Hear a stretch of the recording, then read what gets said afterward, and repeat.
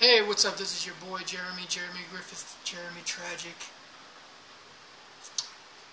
J-Rom. A lot of names. I had this interesting conversation with a friend of mine today. Her name is Evelyn. And she posed a question to me on whether or not the thought had ever crossed my mind that there may not be a God. And she was just asking this question out of general curiosity because me and her have fairly deep conversations about theories that I have or beliefs, things that we've gone through. We just talk a lot about a lot of different stuff. And when she asked me this question, you know, so many thoughts run through your mind, it's hard to harness them all at one time. But the main thing that popped into my head was, absolutely there's a God. You know, how could everything be everything without God? No matter how you slice the cake, it always comes up God, you know? No matter what the question is or how you pose the question.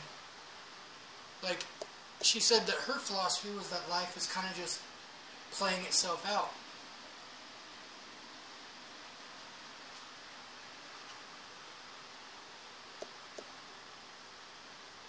And in a lot of ways that's true. That is happening. But that's the mindset of someone who hasn't been enlightened or woken up to thinking yet, honestly. Because when you actually think, you try to get to the deeper question of why is everything playing out.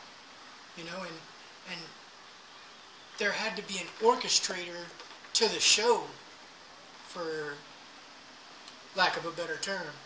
You know, somebody has to have wanted to make everything play out.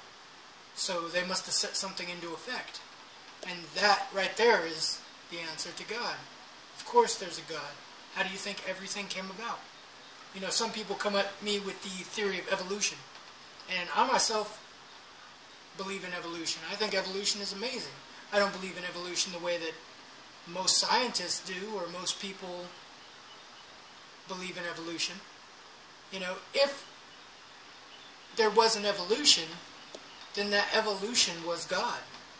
You understand? That's how deep it goes. In the beginning it says, in the beginning there was the Word and God was the Word. You know, that is the truest definition of what God is to ever be spoken, actually, when you think about it, because the very first thought that you ever had was a word. You know, the very first thought that creation, whatever it is, you know, creation is another word for God. God is simply a word that we tried to harness the thought and idea of what God is into. And it's so much deeper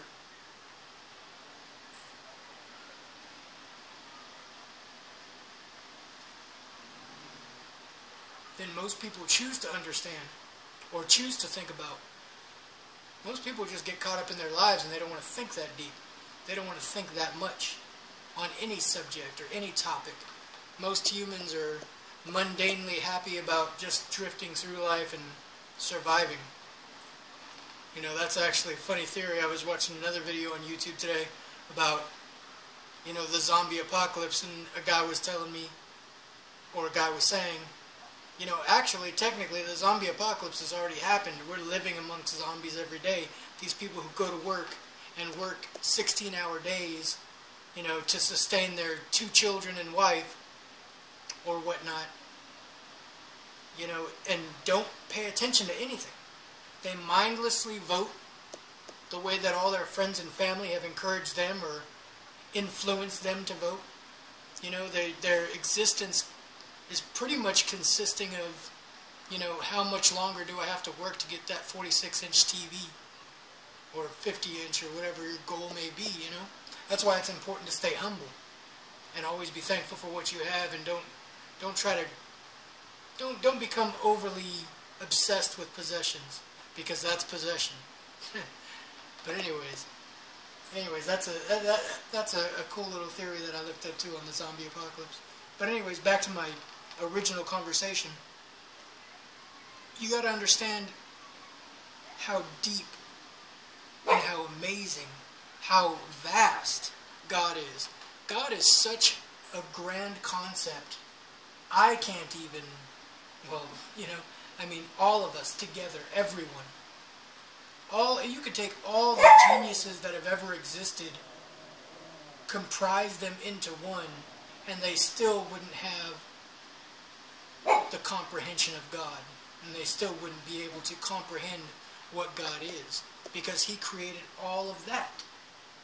You understand? God is like so immense. Imagine a being that can, another theory of mine is time theory. Imagine a being who can create time. God created time. And time is so immense, most of us can't even grasp that concept, truthfully, because what is time?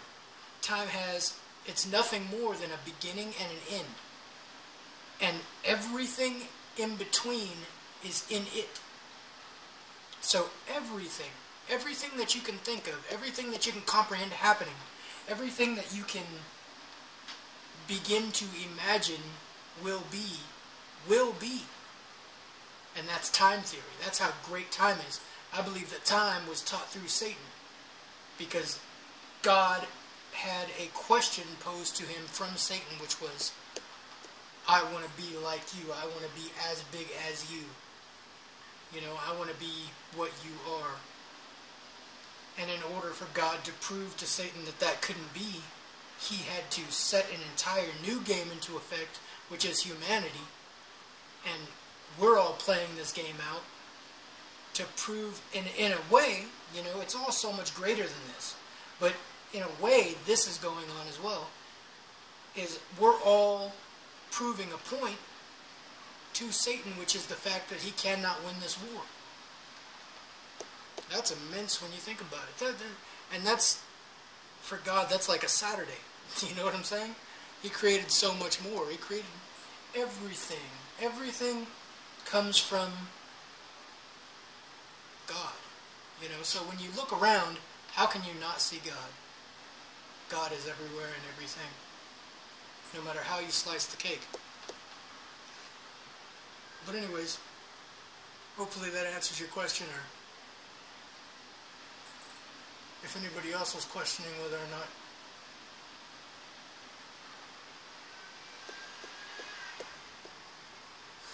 there is a God, then there's your proof right there, hopefully. Hopefully if you grasp it and understand it the way that I do, then you'll get it. But it's a great little question, actually.